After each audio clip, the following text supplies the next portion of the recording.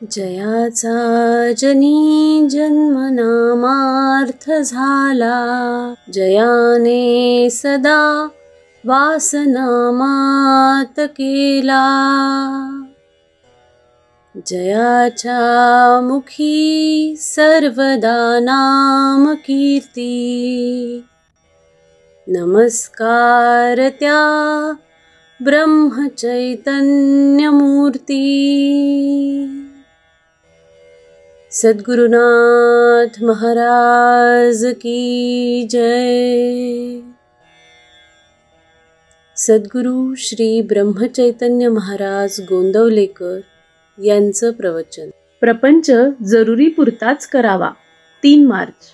पुष्कळ लोक जोडधंदा करतात, म्हणजे त्यांचा एक मुख्य धंदा असतो आणि त्याला मदत म्हणून दुसरा धंदा करतात. त्यांचे सर्व लक्ष मुख्य धंद्यात केंद्रित झालेले असते. म्हणजे जोडधंद्यामुळे जर मुख्य धंद्यात व्यत्यय येऊ लागला तर तो जोडधंदा जरुरीप्रमाणे बंदही करतात, किंवा नफा नुकसानीचा प्रसंग आला तर जोडधंद्यातल्या नफा नुकसानीकडे विशेष आस्थेने पाहत नाहीत. प्रत्येक माणसाने परमार्थ हा मुख्य धंदा ठेवून प्रपंच हा जोडधंदा म्हणून करावा.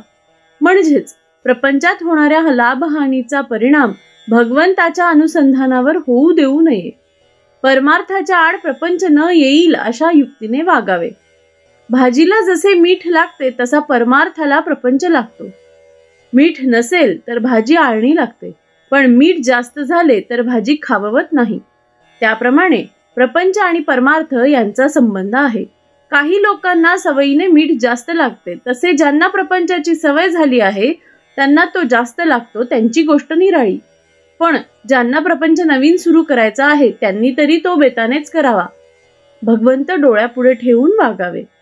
प्रपंचात व्यवहार जतन करावा खरा, पण प्रपंच हाच सर्वस्व नव्हे. भगवंताचा विसर हा कोणत्याही कारणाने झाला तरी तो बरा नाही. मग प्रपंचात सुखसोयी असल्यामुळे तो होवो किंवा प्रपंचात दुःख झाल्यामुळे होवो, प्रत्येकाला प्रपंचाची अत्यंत जरुरी आहे. पण आपण त्याला वाजवीपेक्षा जास्त महत्त्व देतो आणि त्यामुळे सर्व बिघडते. प्रपंच पाहिजे आणि दुःख नको असे म्हणणे वेडेपणाचे आहे. मूल असेल तर ते कधीतरी आजारी पडायचेच. प्रपंच हा कुणाला सुटला आहे?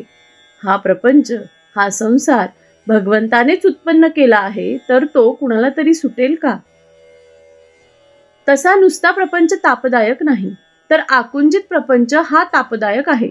ज्याप्रमाणे आपण आपल्या या खिशातील पैसे त्या खिशामध्ये ठेवतो, त्याप्रमाणे प्रपंचातले आपले मन काढून भगवंताकडे लावावे. तसे करण्यात समाधान आहे. नवरा बायकोचे ध्येय एकच असेल तर त्यांचा प्रपंच सुखाचा होतो. जो मनुष्य हौसेने प्रपंच करील त्याला तो करायला 24 तासही पुरणार नाही. पण जो जरुरी पुरता प्रपंच करील त्याला 3-4 तास पुरतील. प्रपंचामध्ये कर्तव्याला चुकू नये, पण त्यामध्ये आसक्तीने गुंतून राहू नये. आपले व्यवहाराचे कर्तव्य मनापासून केल्यानंतर त्याचे फळ रामाकडे सोपवावे.